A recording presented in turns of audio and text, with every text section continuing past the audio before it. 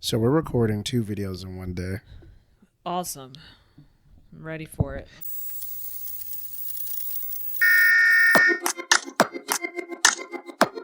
Oh my God. What's up? The RC, the Rules Committee for Magic the Gathering Commanders format. There's an article. We're looking at it. We're looking at it right now. There is a ban list update for Commander. Commander ban list? Yes. Oh my lord. When was the last time the Commander ban list has been updated? I think, to answer my own question, I think it was Golos. Okay. The 5 mana, 5 color, colorless Commander. Yeah. Was banned because they said it led to too many decks were playing him because he could just be 5 color good stuff and he was a colorless commander. Right. I thought that was stupid. Yeah. Hear me out. And as we get into these updates on the ban list, we're going to talk about that a little bit more. But here's why I never really enjoy the idea of the ban list unless a card was actually like, this makes everything unfun. Yeah. It's like Rule 0 exists. Exactly. When you sit down at a table with a, to play a game, you discuss with your play group, hey, here's where I'm trying to be at in terms of power level, arbitrary as that is. Yeah. Is this something you'd be okay with me playing? I've got XYZ cards in this deck. Are we cool with that? Right. That has never not solved a lot of problems that could be had at the table before a game starts. Yeah, because that's how you know, like, okay, maybe I should play this deck, or instead of playing this card in this deck, I'll play this card. I could just sub this out for something else. I'll make sure that everyone's equal in playing. Yeah. That's what the whole point of Rule 0. So having the rules committee always felt a little redundant, for one. So, especially with, like I said, with Golos being banned, it was like, who cares who's building what deck with what commander? Right. Mind you, until he got banned, I'd never seen that card played. I myself never have. Like, mind you, we'd only been we had just started playing right before he got banned. Yeah, but for as quote unquote oppressive as they made it seem like when they banned him, you thought we would have seen everyone playing a Golos deck. Either everyone playing it or talking about it, complaining about it. It was like, man. Never in one conversation did that get brought up. So it was weird. I remember the card, to be honest. Right? Yeah. It was cool. But it got banned. Yeah. Let's just get into this. Yeah. So we're gonna skip the fluff. Let's zoom in here a little bit. So they have made some bans, blah blah blah. Let's see what the cards were that they banned. Yeah. Let's see what the cards were. Let's go to. Okay, yeah. Let's start off strong. Monocrypt. Yep. This has been a chase card since the first Double Masters. I mean, it's been a chase card for forever. I mean, it's Monocrypt. Yeah. Right? Right. You drop it down turn 1. Fast mana, bro. This in an island. Like now you're on Ristic Study. You don't play a deck without Monocrypt. I mean, but you do. Okay, let's just read the cards. Mana Crypt, Jewel Lotus. Yep. Dockside Extortionist. And Nadu the Winged Wisdom, that new Simic commander that dropped that was banned in all other formats. Yeah, is now banned. It's just banned a commander. Okay, here is where the RC bugs me with these bans. Who does this hurt besides cedh players? cedh players. I don't think it really hurts anybody. Because like if you sit down at a table and you have a Monocrypt at a casual table, 9 times out of 10, if they allow you to play it, you're getting bullied out of the game.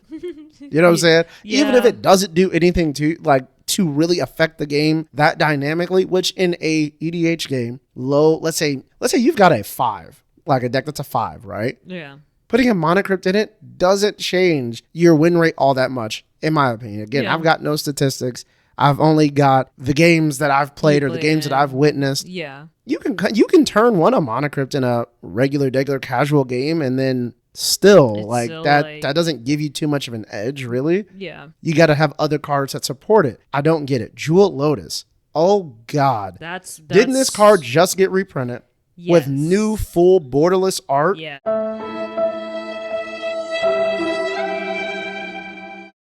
And that's gorgeous. Like, I only ever really see that in cedh. Again, another card that casual you have commanders don't play this card. Exactly, because in casual commander, sure, it gives you like what is their reasoning? Let's just start with Monocrypt. What is their reasoning for banning Monocrypt? Go ahead, read it. Okay, coming down for no mana on turn 1, it's quite possible to have the explosive start of Monocrypt into a signet or talisman land or another signet, leaving that player untapping 5 mana on turn 2.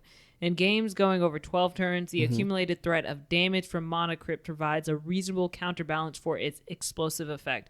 But when you are snowballing to a turn 6 to 8 win, it's a meaningless drawback. Okay. Hey, I'm coming in. I want to play a game. Let's say I'm sitting down at your table. Right. I come sit down at your table. I'm going to pull out 2 to 3 decks. Hey, I've got this pre-con. It's been kind of upgraded. It's an upgraded pre-con. I've got this deck. It plays, it plays fairly well. It's about a 7 or an 8. It's got fast mana in it. And I sit down, this is my cedh deck, right? Right. If you're not willing to play cedh, you just say, hey, I'm not looking for a cedh game. Yeah. I say, okay, so I've got upgraded pre-con, and I've got another deck that's a little bit higher than the upgraded pre-con. It's got a lot of fast mana in it. Mana Crypt, Jewel Lotus. How are you feeling about that? Is that something that we're cool with playing at this table? You say yay or nay. I've got this last deck to play. Okay, cool. How about this? Sounds good. Let's get it started. Yeah.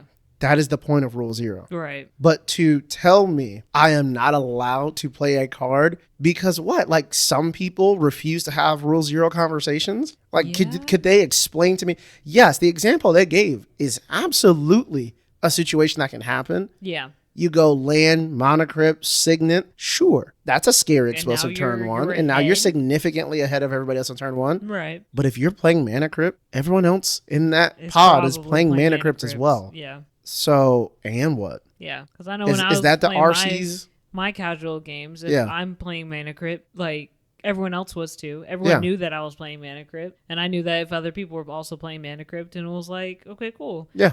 And then I honestly do think that drawback can be significant. I think it could be significant. Especially in a more casual setting where life matters. Where life definitely matters. And you do have these longer drawn out games. And Mana Crypt doesn't just end a game on 6 and 8. Your opponents have to be. This example makes me feel like you're saying that there's one person at the table on Mana Crypt and they are just snowballing the game in their favor. Yeah. But that's, again, with Rule 0, that can't be the case. Yeah. Everyone else is also on it. Everyone else is probably on Ristic Study. Right. Some deck that is just shy of being a cedh deck. You know what I mean? Yeah. But that's something that one would assume we all agreed upon. And I feel like I can say the same thing about whatever they're about to say for Jewel Lotus. Go ahead and read that. Yeah. Another card that can give you 5 mana on turn 2, Jewel Lotus does it without even needing a good hand. Though you're restricted in what you can do with the mana, 4 and 5 mana commanders can pack a significant punch nowadays.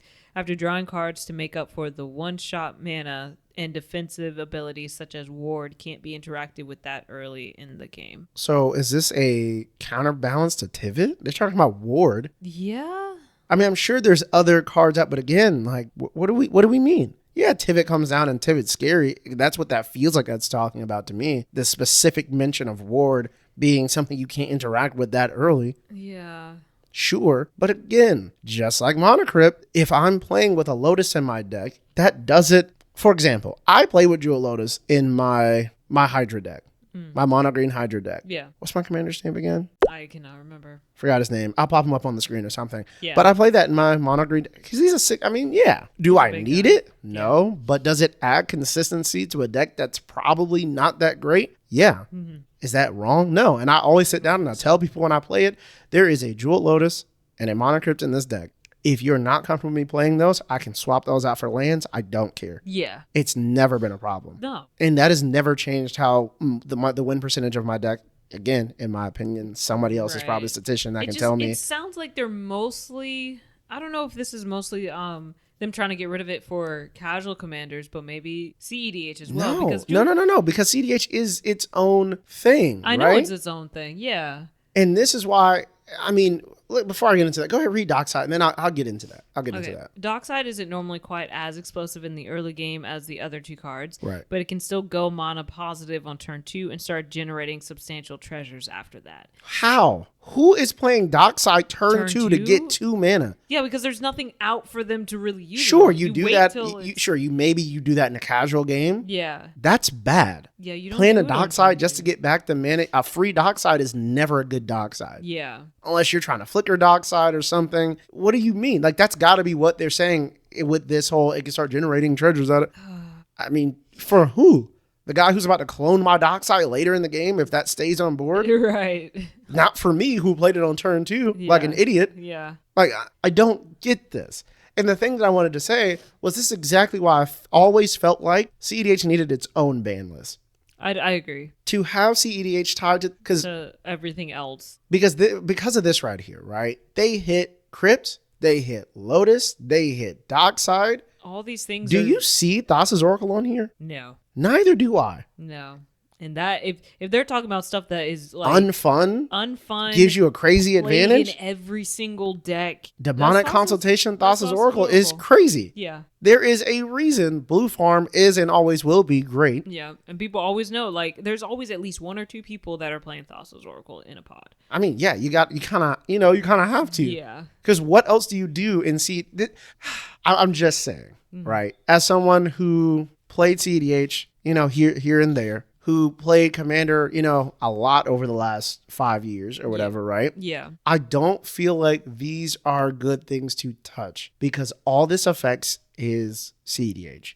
Yes. Because when you hit a casual pod, outside of Nadu, I don't really care about reading Nadu. I've already read this part of the article. Nadu was hit because they said it was hit in every other format, so obviously it needs to be hit in Commander because just makes the game slow. It's banned in other formats. It's banned in other formats already. It has been for a while, and they're just saying, "Oh, well, it makes it slows down the play of the game, the pace of the game." All Simic commanders do that. Yeah. All Simic commanders do that. AC does it. Tatiova does it. That's how Simic plays.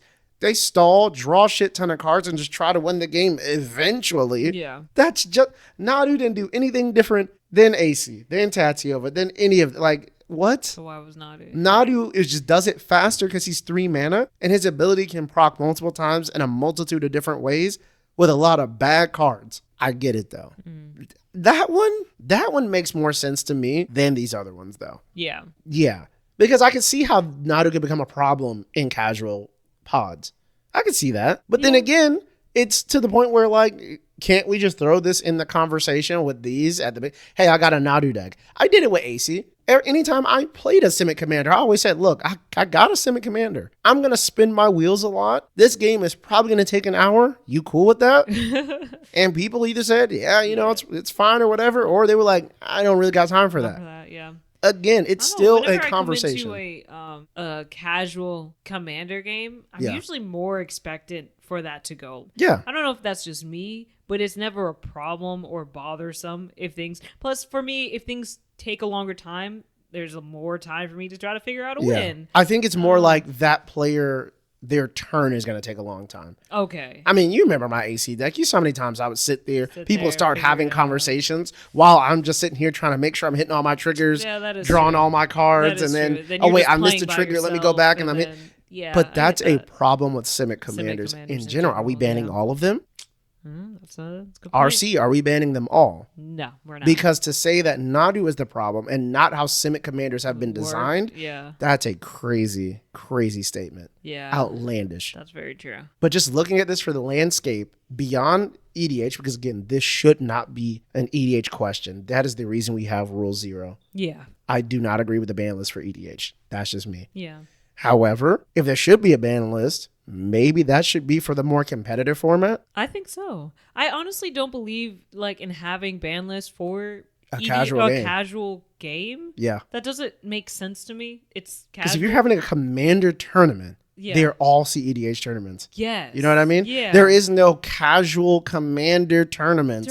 Yeah. If I want to sit down and play a casual game, I want to play the cards that I want to play. That's the whole point of and it doesn't Commander, though, right? It just says, take all of these cards that you've always wanted to play. They're all one-ofs. Yes. Put them in a 100-card deck. Play it. Exactly. So that's the why point. Are you no? So why are you banning these cards from my casual game? Yeah. That I can, if people aren't playing it or don't want me to play it, then I just won't play it. Like that, we'll decide. Which is why this doesn't make sense, because then this just hurts the cEDH players. Yes. That might honestly be the point. But is there, because they have a separate No, there is no separate ban list, and there have been conversations for years about whether or not there should be. I think there should be. I feel like there should be. Yeah. Because otherwise, I think that's all this really does. Yeah. Is that this is a problem for cEDH, which is why they're creating the ban list. But this isn't a problem for cEDH because everyone's playing it. The only cEDH problem, IMO, Thassa's Oracle.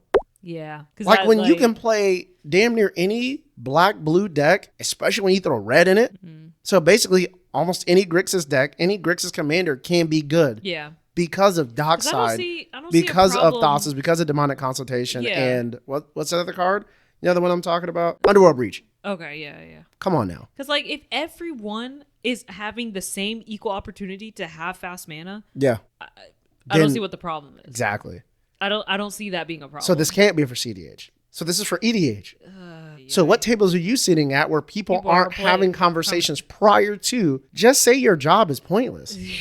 Just say you don't have anything to do. Yeah. Just say you're a useless entity for Commander. Yeah. And that's cool. Because I don't think about you. I don't think niggas think about you at all, to be honest. Yeah. I really, truly believe this was stupid, to say the least. On the other side of this, I am curious to see how this changes the landscape of cedh. I am very interested to see how that goes. Because I wonder if, like, does this make it more equal? I mean, it slows it down. I don't think it does anything but mildly slow it down. It will slow it down. We got to drop all Emil Dockside lines. I think all the cards, I don't think it really changes anything too much. The decks that are winning and surpassing because of Blue and Thassa's Oracle and all that are still going to be fine. And then all the other decks that are needing this fast mana to try and catch up are just going to be pushed down. Crom no longer drops as fast as Crom could, because Crom is a 5-drop with haste and flying. That says whenever a player casts a second spell a turn, you draw a card, right? Right. He's big.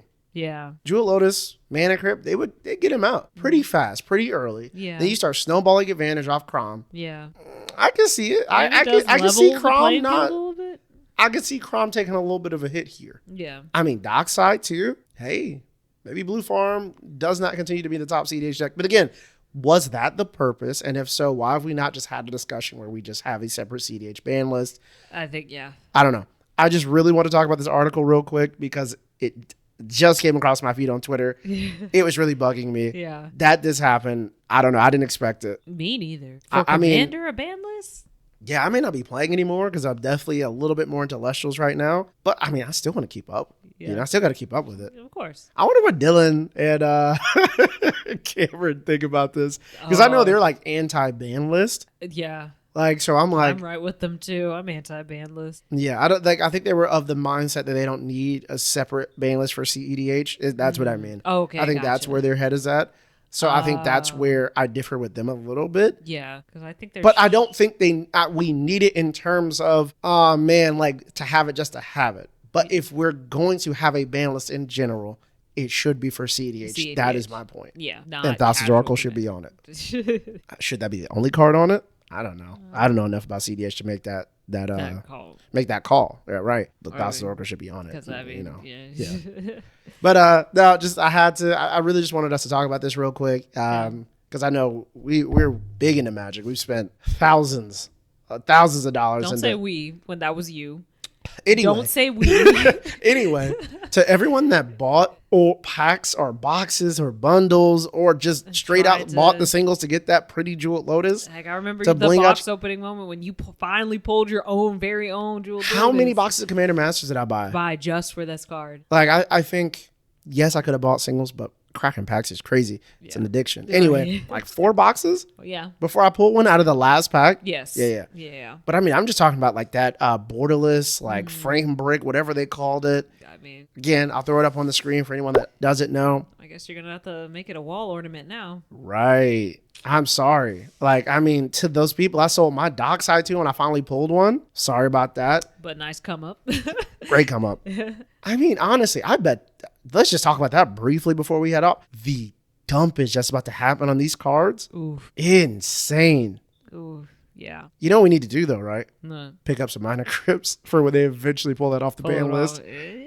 So I might be on TCG Player. If you're looking to sell your Mana Crypt, I've got $10 for you. Right. Hit me up. Dang. If you're looking to sell off any pretty Jewel Lotus, hit me up. Dockside, yeah, you know, I'm really here. I'm trying to take take that off your hands. Yeah. So you can go to tournaments with legal decks. You're right. You don't need it anymore. Trying to help you. Exactly. You got a Mana Crypt, bro. Just fill in that spot with a basic land, bro. I got you. Yeah. You got a basic land. Basic land. Dockside, I don't know, bro. Any red card at this point. Right. Just put a mountain in. I got you. I will trade basic lands for Docksides, Mana Crypts, and Jewel Lotuses because I know CDH players don't play them. Just tell me which lands you want. Yeah, just tell me which lands you want. Man, I got nothing else. You got anything else? Nah, that's all. Man, we're out. We're out.